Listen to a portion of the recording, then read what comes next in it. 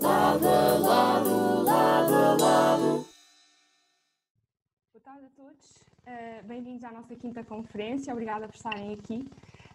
Hoje em dia, formar uma família é um desafio, mas também é aí que nós aprendemos a amar e a sair de nós mesmos. Como é que podemos garantir que esta escola de amor consiga cumprir a sua missão? Hoje, para nos falar um pouco sobre este tema, temos connosco a Inês e o Francisco. Desde já, muito obrigada por terem aceito o nosso convite. Obrigado. Para começar, queria pedir-vos então que se apresentassem um pouquinho, falassem um pouco sobre vocês, sobre a vossa família. Uma coisa bem. Muito bem. Começamos. Bem, então a Sofia já vos contou, somos a Inês e o Francisco, estamos casados há 16 anos, temos 7 filhos, cá em baixo, temos outra filha lá em cima. E pronto, temos feito este percurso, vamos falar-vos um bocadinho dele. Eu sou engenheiro aeroespacial, trabalho na área, a Inês é arquiteta, trabalha também na área de desenvolvimento regional e está a fazer o mestrado em família e educação também, portanto isso tem-nos ajudado imenso cá em casa. E pronto, os nossos filhos têm entre 13 anos e 3 anos, portanto a mais velha são 5 raparigas, 3 raparigas primeiro, 2 rapazes e depois mais 2 raparigas pequeninas. E acho que isto cobre tudo, não é? Sim. Ok. Então, agora falando propriamente do tema, quando ouvem esta expressão de família como escola de amor, o que é que isso significa para vocês? E acham que a família tem algum papel na sociedade? Qual é que será esse papel? Ok. Bem, se calhar até começávamos pela segunda parte da pergunta, sobre o papel da família na sociedade. E porque é um assunto que hoje em dia está muito em voga, não é? No fundo, qual é o papel da família, qual é o papel dos pais, quem é que educa, são os pais, é a escola, etc. Para nós é muito claro que a família tem um papel na sociedade e que é um papel único no sentido em que não há nenhuma outra estrutura social que possa substituir o papel da família. E desde logo porque a família é o único sítio, no fundo, é a única realidade em que nós valemos só pelo que somos. No fundo, não é? Ou seja, nós não temos de provar nada para fazer parte de uma família. Quer dizer, o marido é bom que prove qualquer coisa à mulher e vice-versa, mas nós, enquanto filhos, por exemplo, nós não temos de provar nada para sermos aceitos numa família, para sermos valorizados numa família. E hoje em dia fala-se muito nas empresas que são como uma família, as organizações são como uma família, embora logicamente tudo isso tenha o seu mérito. De facto não são, as pessoas fazem parte, estão numa empresa porque têm um conjunto de competências, continuam a demonstrar e essas competências dão-lhes acesso àquela empresa. Família não é nada assim. Família é aquele sítio em que, antes de ser esta escola de amor e de serviço aos outros, eu aprendo o que é ser amado, no fundo, não é? Eu peço desculpa, estas questões de ser amado e amar, eu acho sempre um bocadinho piroso, peço desculpa, mas acho que às vezes é difícil falar disto sem falar assim. Mas pronto, portanto já não nos preocupamos tanto com isso, mas a verdade é um bocadinho essa. E, portanto, enquanto papel da sociedade, não há outro sítio onde nós possamos crescer, onde possamos saber o que é este amor incondicional, que está lá independentemente dos nossos méritos e que no fundo nos dá ali um porto seguro, independentemente do que aconteça, nós sabemos sempre que temos ali o nosso lugar. E aqui fazendo um bocadinho um paralelo mais sobrenatural, quer dizer, nós sabemos que para Deus não há filhos perdidos, não é? Deus está até o fim da nossa vida sempre atrás de nós, à nossa espera, que demos um sinal, que estejamos lá, que respondamos de alguma maneira. E este é um bocadinho o exemplo que nós temos de ter como pais, não é? Mesmo em situações difíceis e em situações às vezes em que até os próprios filhos podem ter de estar afastados daquilo que é a casa de família, para um pai não pode haver um filho perdido. E a segurança que isto tem de dar a um filho é muito grande, não é? E, portanto, isto mostra-nos o nosso verdadeiro valor e dá-nos a segurança com que nós depois queremos enfrentar a vida, ou seja, eu não quero que o meu valor dependa se eu sou um bom profissional ou se não sou um bom profissional, se eu sou popular ou se não sou popular, se sei dizer imensas piadas ou não, quer dizer, o nosso valor é um valor intrínseco e na família é o sítio em que nós temos para aprender isso. Logicamente, se a nossa família é de facto este sítio, é-nos muito mais fácil perceber o que é esta imagem de um Deus que é um pai e uma mãe que estão sempre para nós lá, pendentes da nossa resposta e tudo mais. Família, ainda nisto da sociedade, é o espaço privilegiado da educação. Não é? Os nossos filhos, as crianças, educam-se com a família, às vezes não é possível, mas educam-se com a família e a escola complementa. Como dizem os amigos nossos lá de cima, porque nós estamos em Lisboa, os nossos amigos são mais a norte. Os filhos têm de ser aos pais, não têm de ser ao Estado, nem têm de ser ao governo, nem têm de ser a uma ideologia, não é? E como dizemos também em muitos círculos, família não é uma agenda nem de esquerda nem de direita, é algo que é muito anterior a tudo o que são políticas e que está intrínseco a cada um de nós. Vamos falar depois um bocadinho melhor sobre isto, se quiserem. Portanto, antes de ser uma escola de amor, e depois de facto é esta escola de amor, e aqui, interrompo-me se estiver confuso, mas primeiro esta questão do que é esta, quando falamos de amor, o que é que falamos? Não é de sentimentos fortes, nem de muitos sentimentos, é lógico, o amor tem sentimentos, é despertado por sentimentos, gera sentimentos, mas é muito mais do que isso. Portanto, quando falamos de amor, falamos de um ato voluntário de entrega ao outro, ou seja, eu para alguém, é lógico que este amor também cresce com estes sentimentos, mas voluntariamente quero estar lá para o outro, quero entregar-me ao outro. Portanto, dizer que a família é esta escola de entrega, é de facto, não é? E podemos falar depois um bocadinho melhor sobre isso. E depois, para mim é sempre interessante também esta noção de que é uma escola, não é? Nós não casamos já a saber tudo, a saber amar, isto é super fácil, estamos no auge do amor e disto e daquilo, etc. Se nós de facto deixarmos que este amor vá crescendo com Deus na prática, não é? Que está ali sempre para nós e um com o outro, e formos fazendo um caminho, a piada que tem é que passado uns anos olhamos para trás, para os dias em que nos casámos e parece uma brincadeira, o que gostávamos um do outro e o que era este nosso amor que era fora de série e era tudo, porque até decidimos casar, não é? Mas se de facto demos espaço a Deus e um ao outro, faz com que tudo aquilo, mesmo os sentimentos que tínhamos na altura, sejam uma brincadeira, quer dizer, tudo isto cresce e tudo isto ganha uma dimensão muito maior. E é lógico que isto também aprendemos, não é? Como no início aprendemos a falar, quando se calhar temos um amigo novo, às vezes ele não percebe bem o que nós dizemos no início, ou temos de aprender a nossa linguagem comum, não é? Ou seja, quando eu digo isto, como é que tu ouves isto? Qual é a reação que desperta em ti, que não desperta? E à medida que vamos crescendo nesta cumplicidade, eu penso que é quando vamos aprender a amar. Isto ainda nos dois, não é? Com os filhos acaba por ser um bocadinho isso também. Desculpa, já falei demais. Mas pronto, penso que é isso, depois se calhar podemos falar mais. E, por exemplo, em que medida é que acham que o estar em família vos ajuda a sair mais de vocês nos restantes âmbitos da vossa vida? Por exemplo, no trabalho, na relação com as outras pessoas, por exemplo? Então, bem, isto pega um bocadinho com o que estávamos a falar antes. De facto, esta postura de serviço é algo que tem de estar na família, não é?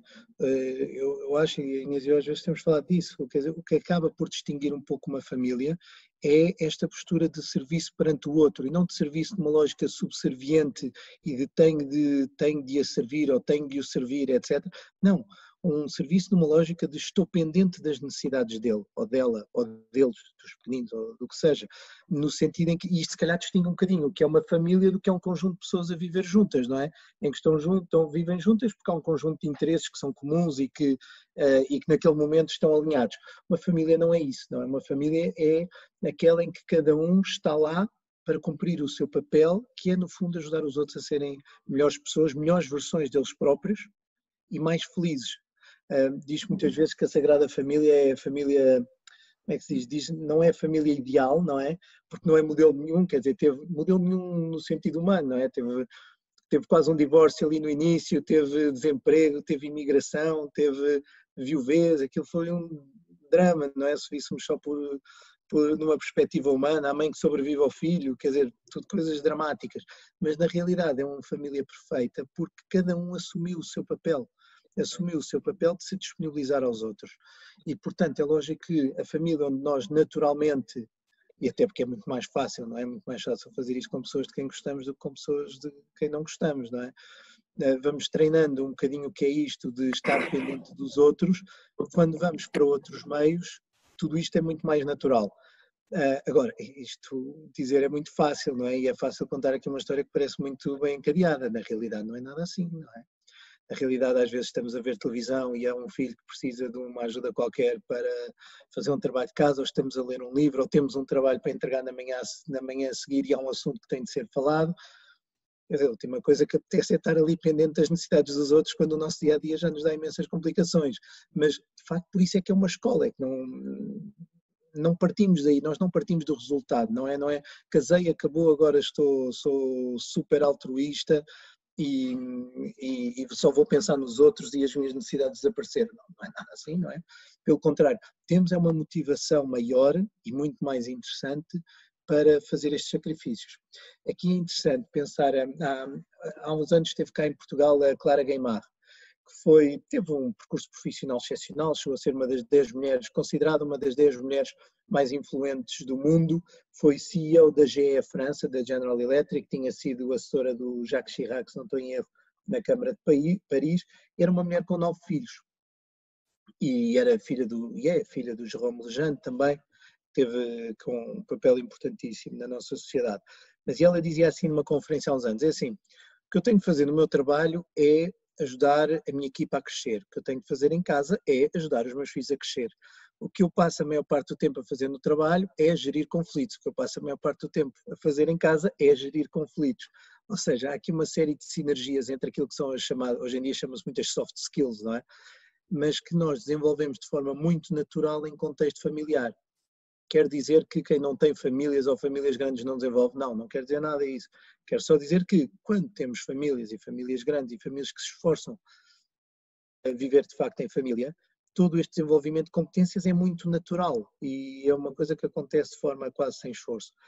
Há 2 trabalhos interessantes que foram feitos na Faculdade de Psicologia de Lisboa, em parceria com a APFN e com a Quasar, uma empresa de gestão de recursos humanos, em que eles foram olhar para 2 perspectivas. Uma delas foi como é que o facto de ser pai ou mãe tinha a interferência nas competências de liderança das pessoas enquanto profissionais. E, de facto, havia uma correlação muito direta. As pessoas que eram pais ou mães tinham uma série de competências naturais que eram reconhecidas, naturais, ou se calhar não eram naturais, foram desenvolvidas, que eram reconhecidas pelos pares que as tornavam melhores líderes. E, ao mesmo tempo, como é que crescer num ambiente com irmãos nos tornava mais capazes de trabalhar em equipas. Mais uma vez, a correlação foi fortíssima e mostrou-se que quem tinha crescido em casas com irmãos tinha uma apetência natural para, de facto, mais facilmente trabalhar em equipa, gerar os consensos que eram necessários, etc. De novo, não quer dizer que quem tenha nascido em famílias com menos filhos não tenha estas competências. Tem. Não pode tê-las desenvolvido noutros sítios. Na família desenvolvem-se de forma muito natural, mais uma vez, e praticamente sem esforço, porque desenvolvem-se no dia-a-dia, ou seja, acaba de ser a forma de funcionamento da família. Mais uma vez, não é nada disto, se calhar está a parecer negativo, mas nada disto é natural, não é? Nós não ficamos super altruístas quando temos filhos. Continuamos com os nossos egoísmos, com as nossas vontades, os nossos apetites de agora quero estar descansado e que não venham dizer nada e não peçam ajuda, etc. Temos motivos mais fortes e muito tangíveis para sairmos de nós próprios, que às vezes quando não temos ninguém ao nosso lado, às vezes não é tão fácil. Então, falámos um pouco sobre o amor em família e na família. Acham que há o risco desse amor tornar a família fechada nela própria, sem abrir às outras famílias, por exemplo? Se há risco de egoísmo, há sempre, claro. E na família também, eu também acho que sim, porque uma coisa que é interessante na família é que eu penso que se desenvolve uma cumplicidade muito grande. Atenção, a nossa filha mais velha tem 13 anos e temos uma sorte enorme, já está numa pré-adolescência, uma adolescência muito calma, portanto não temos tido ainda aqueles embates que nós sabemos que virão com certeza. Mas a verdade é que tanto entre como, bem, entre nós principalmente, quer dizer, desenvolve-se uma cumplicidade muito grande. Eu acho, pelo menos a mim, cria-me um conforto muito grande para estar em família. Ou seja, estou muito com a minha família, porque percebemos-nos, temos feitios completamente diferentes, todos, não é? Praticamente, se calhar alinhamos 2-2 ou 3-3, mas a verdade é que, e temos esta liberdade que falávamos no início, quer dizer, podemos ser nós próprios, não há questão agora que é que o meu chefe vai achar se eu fico a agir desta forma. Quer dizer, de facto há este risco, eu penso que há este risco, se não temos cuidado, porque de facto gera-se uma cumplicidade muito grande e se Deus quiser uma amizade muito grande entre as pessoas, portanto é muito mais, gostamos das mesmas coisas, vemos filmes juntos, temos as mesmas referências, mesmo à medida que os miúdos vão crescendo e vão criando as suas próprias referências, mas as referências deles tornam-se referências da nossa família, não é? Basta ver as músicas que ouvimos cá em casa. Quer dizer, não, são ótimas, mas de facto não são as que nós escolheríamos à partida. Mas pronto, portanto... Sim, cria-se no fundo uma cultura familiar, não é? Temos que criar algumas tradições nossas, não é? Ou seja, muitas vezes podem vir das nossas próprias famílias também, minha família, a família do Francisco, mas enquanto solteiros, mas no fundo acabamos depois por criar esta complicidade entre nós e esta vida em conjunto, não é? Este núcleo novo, que criamos uma série de tradições, não é? E de hábitos, vamos lá, que de facto ficam um bocadinho nossos, não é? E depois acabamos por ter um bocadinho algumas piadas nossas, algumas referências nossas, falamos às vezes de um filme ou às vezes não precisamos dizer, não é a fala do filme, já sabemos, é uma piada que temos entre nós que dizemos não sei o quê e que já se sabe, não é? Ou seja, vão-se criando algumas referências entre nós, mas também acho que isso não nos fecha necessariamente, não é? Acho que também este amor todo que temos e não sei, esta vida que temos de família também nos faz abrir muito aos outros, não é? Porque o tanto que temos, acabamos por no fundo sentimos tão levados ao colo por Deus e tão pronto, tão abençoados de alguma maneira que é fácil chegar aos outros, não é? Ou seja, temos vontade também de chegar aos outros e acho que é uma coisa que depois faz parte da vida e que eles próprios já estão habituados e de irmos ao encontro de outras pessoas e de estarmos com outros e de estarmos noutros projetos e de fazermos outras coisas e de, pronto, também é bom também não correr o risco de exagerar, mas sim, acho que é fácil. Eu estava a pensar nisto, de facto, é verdade que eu lembro muito bem quando no início quando casámos eu ainda estava a acabar o curso, portanto ainda fui trabalhar e estava a estudar, foi uma altura um bocadinho mais cheia para nós, mas de facto aquela mudança quando casámos em que acontecesse o que acontecesse, dias infernais, complicados, etc., no final do dia éramos nós. Ou seja, ainda família só a dois, mas éramos nós e, portanto, podia correr tudo mal lá fora, podia ser um dia desagradável, isto, pronto, não tem mais a diferença no casamento, mas depois continua. Mas no final do dia éramos nós e, de facto, isto dá uma força também grande que nos facilita virar-nos mais para fora. Não é? Uhum. E então, uma última pergunta. Há algum momento que gostassem de partilhar do vosso percurso em que tenham experimentado uma doação especialmente radical? Esta vou deixar para a Inês, mas... Sim, temos nós o ano passado, em abril do ano passado, tivemos a nossa 8ª filha e nós pronto, estávamos à espera da 8ª e estava tudo bem e entretanto viemos a saber, o médico contou-nos que havia um problema e nós ficámos a saber que ela estava doente ainda na barriga e pronto, e entretanto percebeu-se pelo exame que se fez que estava realmente bastante mal e que não ia ter possibilidades de viver, ou pelo menos viver muito tempo. Ou nem sequer sabíamos se chegaria até ao fim da gravidez. E pronto, claro, na altura ficámos assim um bocado apanhados de surpresa, porque não estávamos à espera, claro, mas foi impressionante realmente como nós crescemos em todo este processo, enquanto casal, enquanto individualmente também e em família e com os outros, não é? Porque acabamos por partilhar isto com muita gente, não é? Porque a pessoa com um barrigão pergunta-nos, então, está tudo bem? E o bebê tem saúde, não é? Aquela coisa que gosta muito de perguntar se tem saúde, não é? Mas a pessoa fica completamente, sim, mais ou menos, quer dizer, está um bocado doente, mas pronto. Mas pronto, isto para contar que, pronto, então tivemos a nossa Carminho que nasceu, teve 3 horas connosco, portanto foi ótimo porque tivemos a possibilidade de a batizar e de a conhecer também, não é? E os irmãos também a conheceram e conseguimos ainda rezar todos com ela um bocadinho e a família também teve a possibilidade de a conhecer, portanto tios e avós e padrinhos e primos. E pronto, e foi assim um momento muito especial e realmente isto, em termos sobrenaturais, de facto não há dúvida ficámos mais perto do céu, não é? Sem dúvida nenhuma, ter lá uma filha é um privilégio e nunca pensámos como é que era possível, quer dizer, assim à distância pensávamos que seria impossível, não é? Eu aguentar ter assim um filho a morrer ao colo, não é? Nos nossos braços. Mas o que é certo é que Deus Nosso Senhor, além de nos dar as para vivermos tudo isto, não sei explicar-vos, mas ao mesmo tempo, quer dizer, não estou a dizer que foi uma coisa, quer dizer, claro que não, que foi triste, não é? Que ficámos tristes e foi uma coisa que nos custou, mas ao mesmo tempo foi tudo muito bonito, foi tudo muito sereno, tudo muito, não sei, com Deus, percebem? E depois é bonito também ver como nós crescemos todos e as coisas que os nossos filhos é impressionante, tem uma naturalidade a falar sobre o céu que é, pronto, não sei quem morreu, sim, está lá no céu com a Carminho, não é mãe, pronto, quer dizer, é uma coisa natural, pronto. E depois também o facto de muitas vezes pedirem-lhes coisas e portanto tem imensa graça, depois contam-nos, mãe, a Carminho ajuda-nos mesmo, então dizem-nos as coisas que estão na ginástica e que tentam fazer umas cambalhotas e que pedem ajuda e que conseguiram porque a Carminho ajudou mesmo, pronto.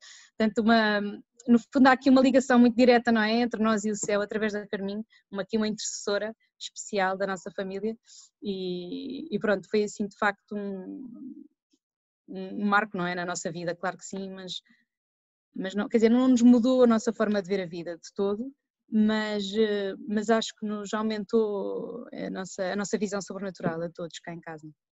Não sei o que é. Sim, claro. Claro, quer dizer, foi como ainda disse, foi um privilégio, não foi necessariamente, quer dizer, eu não posso dizer que não foi bom, mas foi duro, não é? E gostávamos de não passar outra vez por uma situação assim. Mas a verdade, eu estava a pensar nisto que ainda estava a dizer, que é de facto isto, quer dizer, as coisas e principalmente as grandes aparecem às vezes na vida e não são comuns, mas também se deixarmos é-nos dada a força que precisamos para estar lá e para ser felizes depois delas e durante o que está a acontecer. Outro desafio também, que às vezes, vou ser sincero, em termos de esforço, porque uma coisa foi esta situação da nossa filha, que soubemos em dezembro, ela nasceu em abril, e estivemos 4 meses em modo task force, rezar, a pedir um milagre, e para quem Inês estivesse, a Inês foi uma corajosa, passou alguma coisa, e portanto estávamos ali e tínhamos uma missão e a missão é perfeitamente clara e até os nossos filhos sabiam disso e pronto, estávamos ali à espera que ela nascesse e a pedir para que ficasse cá, etc, etc.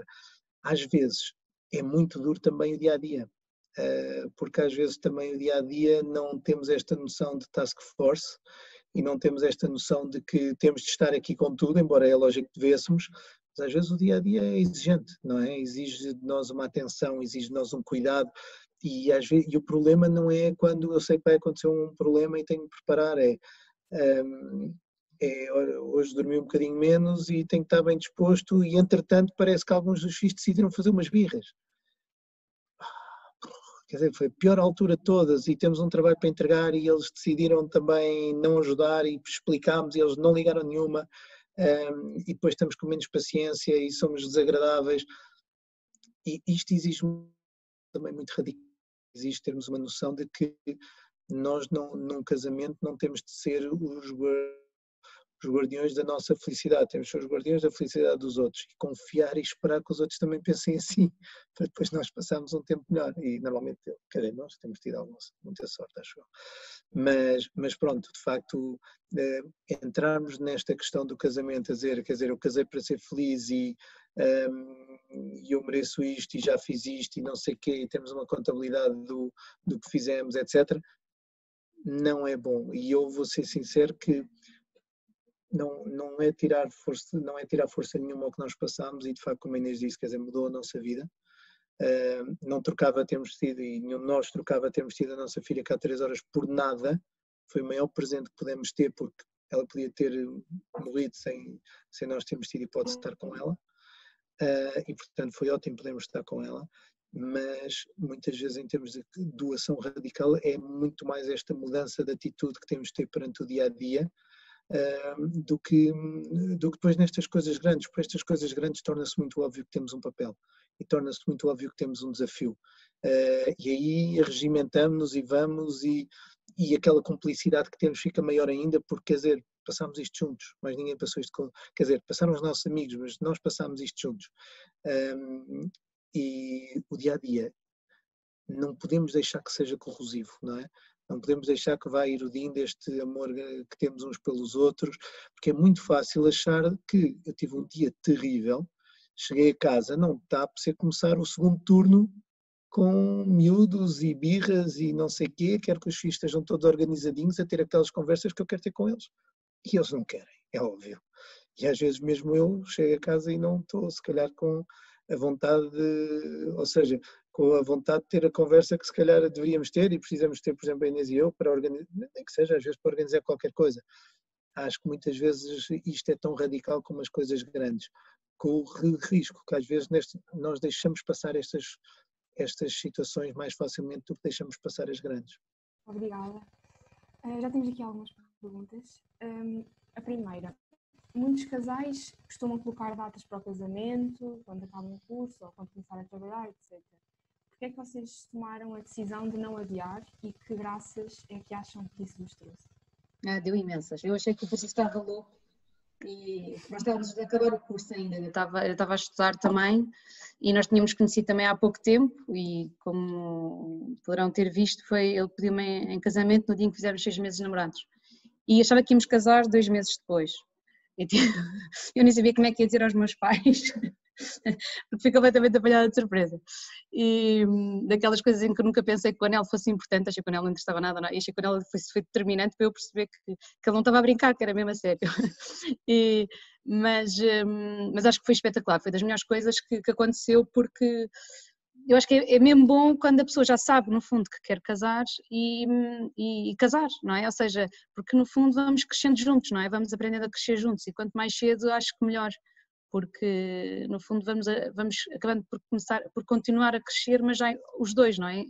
Portanto, esta comunhão que existe no casamento, eu acho que quanto mais cedo, claro que é quando é possível, não é? Quando se encontra a pessoa, é evidente, mas o facto de já se ter encontrado a pessoa, eu acho que realmente facilita. Claro, não vou dizer que para a sociedade isto seja uma coisa comum. Lembro-me na altura quando fomos marcar as coisas para o casamento e tudo, as pessoas todas achavam, olhavam para a minha barriga, viam se eu estaria grávida, ai tão novinha, coitadinha, e assim eu tinha um ar muito novo, portanto ainda davam menos idade do que eu tinha, e não era assim nada de especial, eu tinha 24 anos quando casámos, portanto não era nada assim tão nova. E por isso, quer dizer, não havia, pronto, mas de facto as pessoas pela sociedade, pronto, e depois também havia aquela ideia, não é, pelo menos no nosso tempo, agora não sei, mas que era suposto ter tudo, não é, já ter a casa e tudo montado e tudo, pronto, e nós não tínhamos nada, não é, ele só me pediu em casamento, isso, o resto eu sei que Deus Nosso Senhor nos vai ajudar, pronto. E o que é certo é que tudo se montou e é impressionante que até casa conseguimos ter pronto, infelizmente por coisa, a minha avó também morreu pouco tempo antes, uns meses antes, e portanto pudemos ficar em casa dos meus avós. Mas ficou disponível, mas quer dizer isto para dizer que realmente Deus Nosso Senhor monta as coisas todas e o Francisco arranjou trabalho, ele estava a acabar o curso e ele atrasou um bocadinho o curso porque se meteu em imensos voluntariados, imensas coisas, fazia imensas coisas e também desporto de competição e não sei o quê, uma série de situações e portanto estava envolvido em tanta coisa, também deixou-se atrasar um bocado. E depois passou... O motivo não é assim tão legítimo como ainda está a pôr. Pronto, não é legítimo, mas é verdade. Pronto. Muito desorganizado, atenção. Mas pronto, depois organizou-se no sentido, disse que queria, não é? Queria acabar e organizar-se, portanto largou uma série de coisas para ver se focava no curso.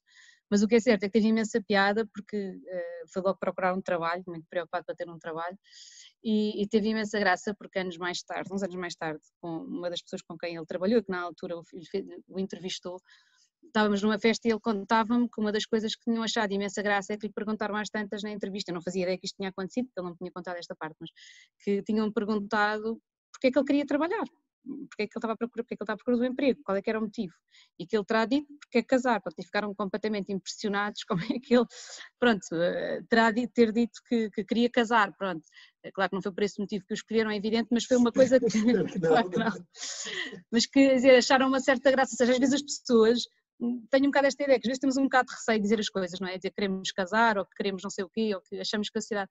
Mas às vezes mesmo pessoas, mesmo que estejam menos alinhadas com estas ideias, percebem que do outro lado é uma pessoa que se mobiliza pelas coisas, que percebem e portanto acaba por também demonstrar uma certa personalidade e uma certa forma de ser que também podem gostar, não é? E às vezes vale a pena não termos medo de dizer as coisas e avançar com as coisas, mesmo que às vezes... socialmente falando, seja assim um bocadinho fora do esquema, mas nós não nada fora do esquema, fizemos tudo dentro do esquema normal, mas realmente, pronto, claro que depois os primeiros anos de casados foram mais exigentes, porque o Francisco tinha exames, eu já tinha entretanto acabado o curso, e o Francisco tinha exames e não sei o quê, portanto, claro, não íamos de férias, porque ele tinha que estudar e tinha que se aplicar, e portanto, mas isso fazia parte do nosso projeto, não é? A ideia não era agora vamos não sei para onde, nem sequer podíamos, mas pronto, assim de férias, mas pronto, mas isto também nos fez crescer e também nos fez aprender e fez-nos bem também, lembramos muito bem dessa época, com imenso carinho e muito divertido, dentro de montes de limitações que tivemos, não é? Como é evidente, mas pronto. Sim, eu acho que demorei imensos anos a tentar conseguir formalizar isto, mas de facto acho que o que acaba por ser importante é não confundir os meios com os fins, não é? E hoje em dia, e aquilo que nós víamos também na altura, e mesmo relativamente a nós, ou seja, aparecia muita coisa ao mesmo nível, era o trabalho, o casamento, a família, os filhos, e não estão ao mesmo nível. Família é um fim, vale por si, não é? Fim, há outros fins, mas pronto, a família vale por si, o trabalho não é um fim, o trabalho é um meio importantíssimo, através do qual construímos um mundo melhor, servimos Deus, servimos os outros, é tudo, mas é um meio, não é um fim. O dinheiro que vamos conseguindo é um meio, não é um fim. E de facto, um casamento é um fim, quer dizer, é um início, mas é um fim em si, não é? Os filhos a mesma coisa, não é? Os filhos também são um fim em si, não são um meio, os filhos não estão. Quer dizer, às vezes o risco é cair um bocadinho em futurologia, não é? De achar que eu posso ter filhos quando tiver X de poupanças, um contrato de trabalho sem termo, e um salário de X e estas condições, porque os filhos custam. Quer dizer, os filhos vão estar em nossa casa, se tudo correr bem, pelo menos 20 anos. E hoje em dia até se fala em mais, não é? Quer dizer, não é pelas condições que eu tenho no momento que eu vou fazer a minha análise de estou pronto ou não estou pronto para ter filhos. Quer dizer, o que acaba por definir isto é estamos dispostos a dar tudo para organizar a nossa vida o melhor que for possível, às vezes com trabalho, às vezes com menos trabalho, às vezes ou não. Agora, para nós foi, mais uma vez, graças a Deus, quer dizer, tínhamos os dois esta ideia, os filhos não estavam do outro lado da equação de salário mais contrato, mais isto, mais aquilo. Pronto, mas isto. Obrigada. Temos outra pergunta que é o maior desafio, ou melhor, qual o maior desafio em educar os vossos filhos na fé? Não sei se é o maior, um deles é a liberdade. Ou seja, eu penso que nós educamos os nossos filhos para serem livres, como Deus nos criou para sermos livres, não é? Na esperança profunda de que eles um dia façam a mesma opção que nós fizemos e que nós fazemos todos os dias, porque sabemos e estamos convictos de que é o caminho que os tornará felizes. Seja a fazer o que for, não é? Não interessa a profissão. Nós temos uns filhos, temos um que quer ser pastor, temos outro que quer ser pintor.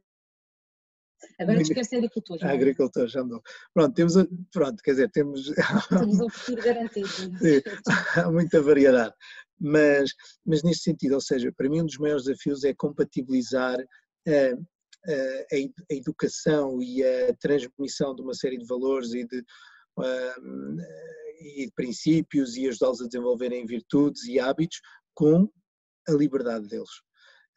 Aí, num curso que fizemos, ou que eu fiz, que era só para pais, mas há uns tempos ajudou-me imenso a organizar as ideias, ou seja, nós queremos que os nossos filhos sejam felizes. E eles só são felizes e sabemos que só somos felizes quando nos comprometemos, quando nos entregamos a qualquer coisa, a uma pessoa, a Deus, a um princípio, a uma missão. Temos de nos entregar, e para nos entregarmos temos de ser livres, porque senão não entregamos nada, não é? Não entregamos o que é nosso. E para sermos livres temos de ser senhores de nós próprios. E aqui é que vem a educação, não é? Ou seja, ajudar os nossos filhos a desenvolverem virtudes que os tornem senhores e senhoras de si próprios, que os ajudem a ser as melhores versões deles próprios, sendo que as melhores versões deles próprios muitas vezes não têm nada a ver com aquilo que era a nossa expectativa para eles, ou aquilo que nós achamos que aquele filho com aquele perfil ia fazer. Portanto, a questão é sermos claros relativamente a porque é que os pais correm, o que é que nos faz correr, a Inês e a mim, e eles sabem isso, felizmente, acho que sabem, não é? Enquanto são pequenos, vêm connosco a tudo e, portanto, pronto, também é a vida e ajuda-os a desenvolver alguns hábitos. Muito importante também, quando falamos de fé, é perceber que nós não somos, para nós não temos de ser pais perfeitos. Eles já têm Deus, é um pai perfeito, não precisam de mais nenhum pai nem nenhuma mãe perfeitos. Um pai perfeito, para mim, sinceramente, é um desperdício, quer dizer, porque a única coisa que vai ser, não é uma desculpa para ele ser imperfeito, mas a única coisa para que vai servir é para que os nossos filhos tenham um exemplo que é inatingível. Parece-nos que é muito mais útil que os nossos filhos saibam que o pai e a mãe são homens e mulheres como eles que andam na luta por ser melhores. E às vezes enganam e pedem desculpa e tentam fazer melhor. E para nós é muito mais importante este exemplo de luta e este exemplo de voltar atrás, pedir desculpa a Deus, a questão da confissão, não é? Quase ensinar aos filhos o caminho para a casa do Pai. Eles vão cometer erros, não é? Basta olharmos para as nossas vidas. E alguns deles devem ser bem grandes. Nós esperamos sempre que não, mas alguns deles vão ser bem grandes e eles têm a liberdade de os cometer. Como nós tivemos a liberdade de nos cometer e como Deus nos dá a liberdade. Nós temos de lhes dar as ferramentas para que eles, na medida do possível, não os cometam e quando os cometerem não desesperem. Que saibam que nada está perdido, que nada nunca está perdido. Para mim, se calhar, este é um dos desafios maiores. E ajudá-los a perceberem isso, cada um à sua maneira, não é? E o desafio de uma família grande às vezes é isso, é arranjar tempo individualizado com cada um, para que eles possam perceber as coisas à sua maneira e nós possamos falar, de facto, com eles da forma como eles gostam de falar. E não como quase em broadcast, de ouve tudo o mesmo e, portanto, o efeito vai ser todo o mesmo em todos, não é? Sim, acho que também é super importante o nosso exemplo nesta questão da educação da fé. Quase mais às vezes do que as nossas palavras, não é? Isso em tudo, não é? Não é só na fé, mas na educação é muito mais importante os nossos atos e aquilo que nós fazemos do que o resto. E eles acabam por, quer dizer, acabamos por ter filhos mínimos que sabem dizer imensas orações ou que nunca lhes chegámos a ensinar. Isso também é uma coisa gira nesta questão da educação, em todas as áreas também, mas na fé, que é, nós com a primeira temos que ensinar, não é? E, sei lá, agora vamos falar uma Ave Maria, pronto. É engraçado como depois não ensinamos a mais nenhum filho, porque eles ouvem dos outros e naturalmente aprendem as coisas, pronto, e também gostam, depois também há aquele efeito engraçado de equipa, não é? Acabam por, através de querem aprender por para nos impressionarem a nós. Eu lembro-me de outras coisas, como do nosso quarto, o Zé Maria, por exemplo, quando a atar os sapatos era mínimo e ela vem dizer que ela sabia atar os sapatos, eu disse não, é impossível, ela não sabe atar os sapatos, e depois fiquei um bocado mal, não é? Por demonstrar que não fazia ideia, mas eu não acreditei mesmo, e depois ela disse sim, foi a Benedita que lhe ensinou, que era a irmã anterior. E eu realmente cheguei a casa, achei que era impossível e fui ver e fui testar a situação e de facto ele sabia e tinha sido assim, ou seja, isto para dizer que acaba por este efeito, às vezes quando são assim mais irmãos também e seguidos também, acho que também conta, acabam por fazer tudo muito em conjunto e acabam por fazer muita coisa, pronto, portanto acho que a aposta é muito não é só na primeira, mas eu acho que se a primeira for mais ou menos alinhada, os outros seguem muito, não é? Ela acaba por ser muito uma referência para os outros irmãos e em N coisas eu noto essa questão de quererem, pronto, de quererem fazer o caminho idêntico. E pronto, depois acho que estas coisas são bonitas porque acho que a nossa Carminho teve um efeito muito importante na educação da fé cá em casa, acho mesmo. E há uma grande naturalidade, ainda hoje aconteceu por acaso engraçado, nem o Francisco ouviu a história, mas hoje de manhã a nossa sexta, que tem 4 anos, a quarta rapariga sim, mas a sexta filha que ia fazer uma birra de manhã para a escola, no carro, zangou-se com o irmão, não sei o quê, e estava super zangada e disse, eu não gosto dos manos, eu não gosto da mãe, eu não gosto do pai e eu não gosto de Jesus. Mas ela queria mesmo tipo chocar a dizer eu não gosto de Jesus e dizia, e eu não gosto de Jesus, e eu não lhe liguei nenhuma. E tive imensa graça que o António, que é o anterior a ela, que tem 6 anos, ficou super preocupado e disse, Vinha, não estás a perceber, se tu não gostas de Jesus, tu não vais para o céu como nós, tu vais para o inferno. E era ela sem perceber nada, eu não gosto de Jesus, super zangada, porque ela não estava nem aí a ouvir, eu dizia, António, calma, então ele estava super nervoso, para o meio é que ela não está a perceber, ela vai para o inferno, dizia-me ele, ela não está a perceber, pronto, mas isto para contar só que, acho que isto depois é uma coisa que não sei, que se vive naturalmente, não é? E que eles acabam por ter este sentido mais sobrenatural e ela às tantas estava super preocupada com ela, só lhe dizia, não há preocupação nenhuma, ela não está a perceber, ela nem sequer está a ouvir o que nós estamos a dizer, porque ela estava, pronto, a querer chamar a atenção e a fazer uma birra. Mas pronto, isto para dizer que é engraçado, que eles acabam por, de uma forma muito natural, ir colocando Deus nas coisas todas e na vida toda e no dia a dia e vão pedindo coisas e vão dizendo coisas. mas sem ser de uma forma muito formal, não é? Um espírito piedoso que depois, eu acredito que a Carminho tenha muita influência também nisto e que também interceda por eles. Muito obrigada. Nós não temos mais perguntas, para já. Por isso acho que, não sei se mais ninguém quiser colocar nenhuma questão no bate-papo ou no formulário, acho que podíamos terminar. Quer dizer, temos aqui mais uma pergunta. Antes de terminar, vou só fazer esta última pergunta. Com todos os filhos e o stress do dia-a-dia, os problemas vão surgindo. Como fazem para lidar com eles, tendo em conta que são uma família grande? Acho que, não sei, é verdade que sendo mais, poderemos dizer que se podem multiplicar, não é? Mas eu acho que não. Eu acho que se calhar se nós tivéssemos um filho, eu digo sempre que é muito mais difícil ter um filho do que termos assim os 7. E mesmo que as pessoas não acreditem, que eu não consiga explicar isto, é mesmo verdade, porque a pessoa foca-se num e tudo é um problema e tudo é um drama. E quando nós temos mais, simplificamos muito mais as coisas e as coisas aligeram-se muito mais e todos se ajudam e às vezes de facto acontecem problemas, mas que são resolvidos, entre eles até, ou seja, um deles decide ir ajudar, sei lá, por exemplo, agora quando foi este tempo do confinamento em que os nossos filhos nós tínhamos 4 em casa na escola, ou seja, por Zooms e não sei o que em casa, os outros 3 não, estavam em casa mas não tinham escola, não é? E eles estavam os 4 juntos no escritório e ajudavam-se uns aos outros. Eu ouvi imensas mães a dizer que tinham imensas dificuldades e que não conseguiam, como é que eu conseguia estar com os pequeninos e como é que eu depois apoiava os grandes e tudo mais, eu e o Francisco. E o que é certo é que eles ajudavam-se imenso uns aos outros, não é? E uma ensinava a inscrever-se no Teams, o outro ajudava no Zoom que estava com um problema, o outro não conseguia, sei lá, um teste que era preciso imprimir e não estavam a conseguir e ajudavam.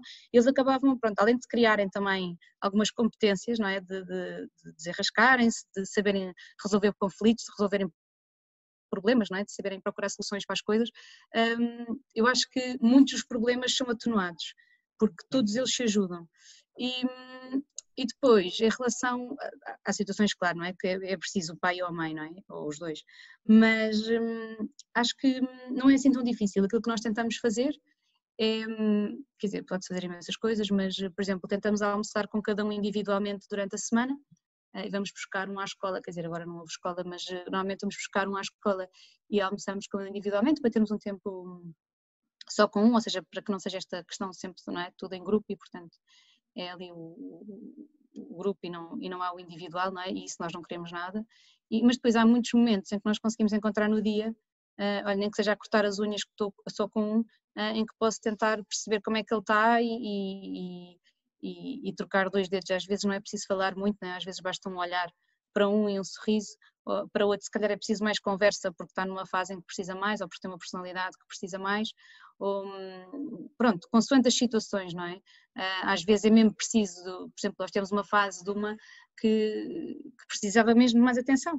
E então nós percebemos isso e então eu, por exemplo, saía todas as sextas-feiras e ficava com ela um bocadinho ao final do dia enquanto ia buscar umas, trazíamos para casa, ia buscar umas a uma atividade e nesse intervalo eu apanhava essa filha, lanchava com ela, era ali meia hora, mas fora de casa, sem os outros e depois íamos apanhar as irmãs.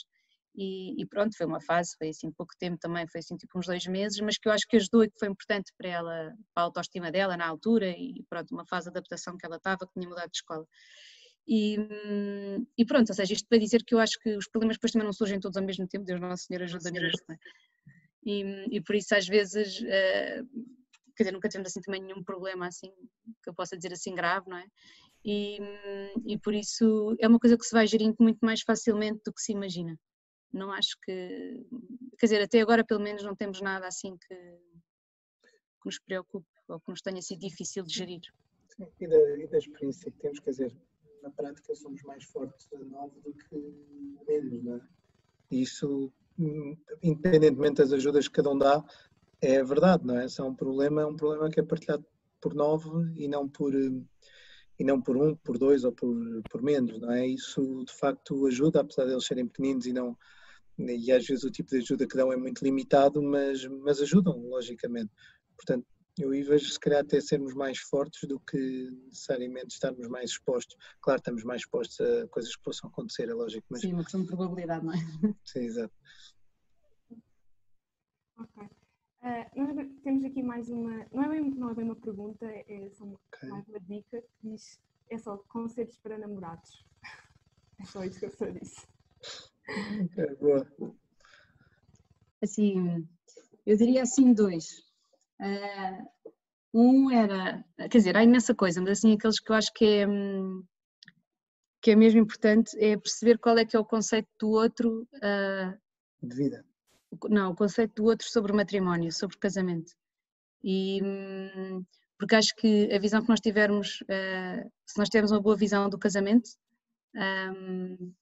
ou se temos uma visão correta do casamento, iremos vivê-lo bem e com certeza também viveremos bem o namoro. Se não temos um conceito correto de casamento, muito menos, se não vamos viver bem o casamento, muito menos vamos viver bem esse. Portanto, acho que é bom que haja uma... Acho que é importante percebermos qual é que é o conceito do outro de casamento. E depois o outro que eu ia dizer era que disparate, agora... Eu digo aqui outra coisa enquanto pensas nisso. Porque uma coisa que eu acho que se nota, quer dizer, que nós notamos imenso é que a vida muda muito, muito rápido, não é? Não no essencial, mas muda muito. Quer dizer, e às vezes mesmo com os nossos filhos tem imensa piada a falar disso, quer dizer, coisas que nós fizemos, quer dizer, mesmo até nós adultos, não é? Há um ano, parecem-nos super desatualizadas para aquilo que nós somos hoje em dia e dizemos, não, hoje em dia já não faria uma coisa assim, qualquer coisa desse género. E com o casamento acaba por acontecer um bocadinho isso, não é? Ou seja, o casamento, nós crescemos, no casamento cresce tanto, aprende-se tanto, que não é possível no namoro precaver tudo aquilo que vai acontecer ao longo da vida. É possível sim, parece-me a mim, perceber se a outra pessoa está na mesma página, e por isso é que estava a falar um bocado naquela questão do conceito de vida. Sim. Ou seja, o que é que... Pronto, isto entra noutras questões, mas damos importância fundamental às mesmas coisas? E se dermos isso de facto facilita muito e sabemos que mesmo que sejamos surpreendidos como vamos ser sempre, vamos estar juntos para isso e a segurança que dá o casamento, de facto, de eu saber que a Inês está aqui e não se vai embora, dá-me uma força que eu não teria de outra maneira. Não teria de outra maneira. Portanto, para mim, eu muitas vezes, às vezes olhamos para trás e pensamos, bem, a sorte que nós tivemos. Ou melhor, eu penso a sorte que eu tive. Quer dizer, tivemos. Não, aconteceu imensa coisa e a Inês, ou seja, eu percebi imensa coisa na Inês que hoje em dia são das coisas que eu mais valorizo, mas que eu se calhar na altura não andava à procura delas e não andei ali a fazer o inquérito para ver se estavam lá todas, não é? Mas coisas que são importantes. Filhos. Números de filhos. É importante. Não é dizer 5 ou 4. A Inês e eu tínhamos isto, é um bocado ridículo, não é? Nós falávamos em ter 3 filhos. E achávamos assim, na loucura, 5 filhos. E depois percebemos, quer dizer, que a vida foi-nos mostrando que... Não faz sentido nenhum dizer número de filhos. A seguir ao terceiro não havia razão nenhuma porque é que não havia de vir o quarto, pensámos. Quer dizer, não havia. A seguir ao quinto a mesma coisa. Só a vergonha de dizer às pessoas que íamos ter 6 filhos e as pessoas já achavam que nós éramos muito irresponsáveis. Mas, tirando isso, filhos, às vezes há gente que fala às vezes na gestão do dinheiro, quer dizer, para nós felizes uma situação, nós somos super promíscuos com as contas, não é? Quer dizer, não, usamos todo o dinheiro que temos, os dois, como podemos e como é preciso, etc. Mas para muitas famílias percebemos que é uma questão importante. Acima de tudo, para mim, estamos dispostos a lutar os dois e achamos que aquilo porque vale a pena lutar é mais ou menos a mesma coisa ou não. Então vamos à luta e a um salto de fé. E isto faz, para mim, a 3 com Deus é muito mais fácil. Quando a sensação que nós tivemos, e houve alturas em que isto se tornou muito claro, é que se deixamos Deus estar no nosso casamento, este amor que temos vai crescendo. E as coisas pequenas que podiam tornar-se problemas desaparecem. Se não deixamos, muitas vezes acabamos a viver das reservas que tínhamos no dia do casamento e há dias em que elas podem parecer curtas. E de facto isto é o que acaba por fazer, o que acaba por acontecer. Outra coisa que ia dizer, desculpem, que depois lembrei-me, é que acho que um bom sinal de um bom namorado é aquele que nós queremos fazer dele melhor e que ele nos faz ser umas pessoas melhores. Percebe o que eu quero dizer? Ou seja, acho que é muito importante admirarmos a outra pessoa, termos uma admiração pela outra pessoa, e é muito importante que sintamos que somos melhores quando estamos ao pé do nosso namorado, não é? Ou da nossa namorada. Acho que é mesmo uma coisa importante. E acho que isso se sente, acho que isso se nota naturalmente. É uma coisa que não tem que se propriamente procurar ou perguntar, é uma coisa que se vive, não é? É uma coisa que se vive, que de facto sinto-me uma pessoa melhor ao pé dele, não é? Ou dela. E não sei, há coisas que... E queres ser uma pessoa melhor. E quero ser uma pessoa melhor, não é? E há coisas de facto às vezes nos impressionam, porque, não sei, às vezes sem querer a pessoa tem muitos namoros às vezes que são muito por interesses, não é? Interesses neste sentido é muito pelo que gosto de uma determinada coisa, ou de fisicamente da pessoa, às vezes são por coisas, ou porque é popular, ou porque é isto, ou porque é aquilo, pronto. E aquilo que eu acho é que nós podemos fazer muito mais do que isso, não é? Eu lembro-me, por exemplo, que, pronto, quando eu era mais nova, muito antes de conhecer o Francisco, foi-me dito que eu não iria poder ter filhos. Diagnosticaram uma situação muito complicada, não sei o quê, de uns ovários com um menisquístico, não sei o quê, que eu não ia poder ter filhos, e não sei o quê, pronto. Eu fiquei na altura muito, muito triste, muito preocupada e pronto. Mas ninguém me deu a certeza disso, disseram que era muito possível que eu não fosse conseguir. E quando nós nos conhecemos, eu e o Francisco, a primeira coisa que eu queria era dizer-lhe isto, que era tipo, vou despachar, não é? Ou seja, se ele não me quiser, não vamos estar aqui a perder tempo, e pronto, e disse-lhe, olha Francisco, eu não sei se vou poder ter filhos. E estava à espera que ele fosse dizer, Inês e tal, e depois pronto, ficava assim um bocado em pânico e pronto, tentava disfarçar. E ele surpreendeu-me completamente e virou-se para mim e respondeu-me e disse, eu também não sei se posso ter filhos. Eu disse, não estás a perceber. Eu fui ao médico, o médico disse-me, não é como tu é, que o médico a mim disse-me que eu não sabia se eu podia ter filhos, que eu tinha uma situação complicada, não sei o quê, lá lhe tentei explicar, achando que ele não estava a perceber, eu disse, sim, está bem, mas eu também não sei se posso ter filhos. E bom, ou seja, isto para dizer este exemplo, claro que eu fiquei completamente apanhada de surpresa com a reação dele, mas isto para contar só que... Ou seja, quando a outra pessoa nos faz melhor neste sentido, não é? Ou seja, está completamente desinteressado em termos de, percebe o que eu quero dizer? É confiar e fazer o melhor do outro, não é? E acho que isso, pronto, acho que isto diz muito do outro, não por perguntas o que é que tu achas, ou o que é que tu fazes, ou o que é que não sei o quê, mas acho que é uma vivência que pode ser importante, não é? Mas pronto, mas sobre o casamento podem mesmo perguntar diretamente qual é que é a ideia que têm de casamento. Se é para a vida ou não é para a vida, ou se é melhor juntar primeiro, ou se é melhor. Acho que vale a pena. Se quiserem, podem falar sobre isso. Porque acho que hoje em dia eu acho que o que acontece, ou que eu tenho vindo, pelo menos a perceber e a conversar, e tem acontecido muito, não é? Agora nós também damos uns cursos de noivos e acontece cada vez mais, não é? Casais que já vivem juntos, até muitos que já vêm com filhos e que aproveitam o batismo do filho e até casam, e agora cada vez mais acontece isto, e claro, muitas vezes é por medo do compromisso e aquela ideia, não é, de que se fecha uma porta, não é, fecha-se aqui um espaço de oportunidade, não é, as pessoas às vezes têm um bocado esta ideia de que quando se casam vão perder aqui oportunidades, porque agora têm só aquela pessoa, não é? E por outro lado, eu acho que é muito por medo disto e por outro lado por desconhecimento total do que é o casamento, pronto, e acho que isso hoje em dia é uma coisa que temos de ter mesmo cuidado, porque às vezes não sabem realmente o que é o casamento e quando nós nos casamos é um compromisso para a vida, mas não é, ou seja, quando as pessoas dizem, já tive vezes conversas com pessoas, de colegas de trabalho e pessoas que vivem juntos, mas a mim não tem sentido nenhum, se é um papel, eu não preciso do papel, e as pessoas não percebem que de facto não é um papel, quer dizer, o papel é fundamental porque nós também vivemos em sociedade e nós queremos, não é? Temos gosto em mostrar à sociedade que estamos casados e portanto claro que sim, e para mim o papel também é importante, mas o papel não é o que é importante só, não é? É um conjunto, não é? Porque de facto o que acontece no casamento é que esse compromisso é uma entrega total de um ao outro, ou seja, eu naquele momento entrego-me ao Francisco e o Francisco entrega-se a mim, e portanto o que acontece é que eu passo a pertencer-lhe, não é? E ele passa a pertencer-me a mim, é quase como que, portanto isto é uma coisa mesmo muito mais forte e muito mais profunda do que o papel é um ato jurídico que também vem a par e que faz sentido, ou seja, para ele ser realmente esta doação, este compromisso para ser total, tem que ser assim, não é? E portanto ultrapassa muito isto do papel. E depois a questão é que quando nós vivemos juntos, vivemos em teste, não é? Nós quando vivemos juntos vivemos, vamos lá ver se dá, vamos lá ver se resulta, bom, eu já discuti, bem, isto se calhar não vai resultar, isto depois desta situação, não sei. Enquanto nós quando estamos casados, a postura é outra, não é? Isto vai sempre dar, portanto, vamos esforçar agora, deixa-me cá ver que isto aqui não está a correr bem, o que é que eu estou a fazer mal? Ou o que é preciso melhorar? Ou o que é preciso falarmos?